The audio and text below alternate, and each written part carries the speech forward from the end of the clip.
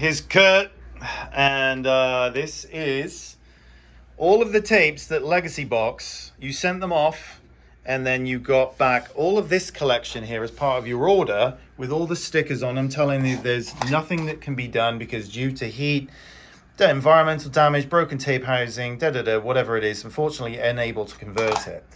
As like so many other, every single stickered tape I've ever got from this company, I've been able to transfer perfectly fine. All of the ones with green stickers on them, they've all got numbers, okay? And they all correlate back to the directory right here. Perfect. Okay, so everything, as you can well see, has got a green tag on it. The ones with red, okay, there was a small issue, but it was still transferable. So the ones that have got reds are number 2, green with red, and there was number 27. Yep, had a green and red. So all of them here, without boring everybody, or this is one, number 1. Wherever number 1 is in here, perfectly fine the whole way through. I mean, I could go on and on.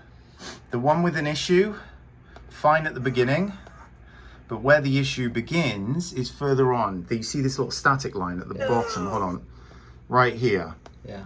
And the audio. Now that's just from an issue with the tape. Yeah. I redid it twice. It's rare, but does happen. But still get, you know, still all there. The other one with an issue, 27, and it's a little bit issue-y right there, but it cleans up.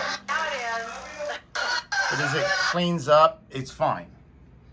Every single one of these.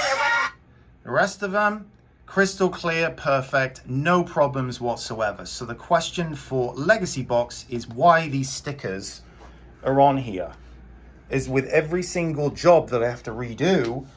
Why? Because people like Kurt here are getting screwed, believing their tapes have gone bad, when all it is lazy employees, upper management that do not train staff, don't care. It's an association of, there's no other words for it, zero fucks. Like, they just don't care, and they're robbing people of money. It'd be one thing if they took all of this, and they went, you know what, we can't transfer it because our equipment's crap, our staff are crap. But the fact that they keep your money is the scam, the con. Well, I have an email for a response to them. Okay. And so I do you care to share that? Hold on, no, I just want to say here, this is the order number 2044635.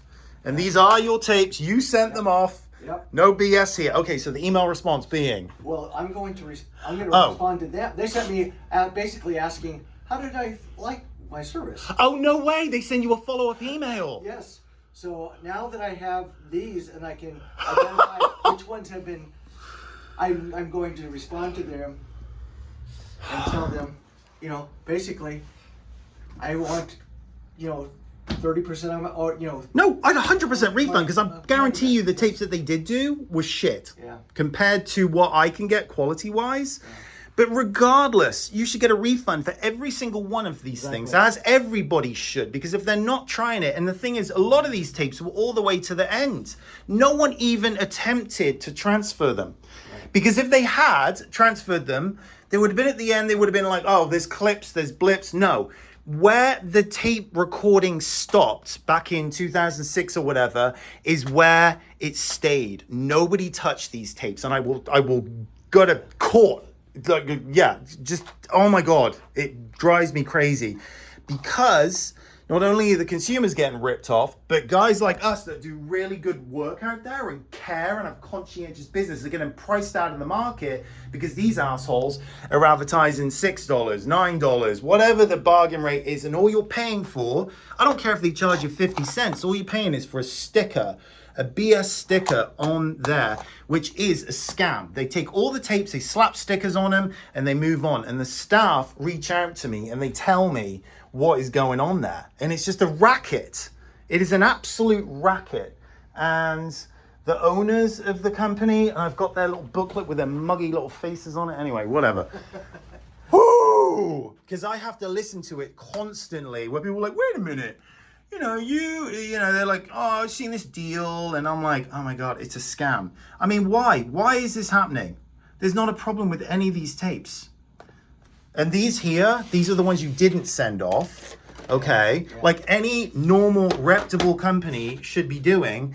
If they're blank or they've got TV recordings, you put a red sticker, and guess what? You don't charge the customer for things that have got TV or they're blank. It comes off the bill. What a concept. Yes. But this is a grift. This is an intentional scam, and it is, period. I've seen it for years. And this is just egregious. It's grotesque because people don't come to second opinions. They don't find a local guy like me in Phoenix here, you're in Mesa, and they end up like having somebody to recheck stuff. They just throw it in the trash and they're heartbroken and they believe them because they're experts. Yeah. But yeah, this is grotesque. And the Tennessee Attorney General everyone needs to be clicking on that link. It is just terrible because all this transferred fine. Every single one of them. Not a problem other than these small little issues. Yeah, anyway. There you go, Kurt.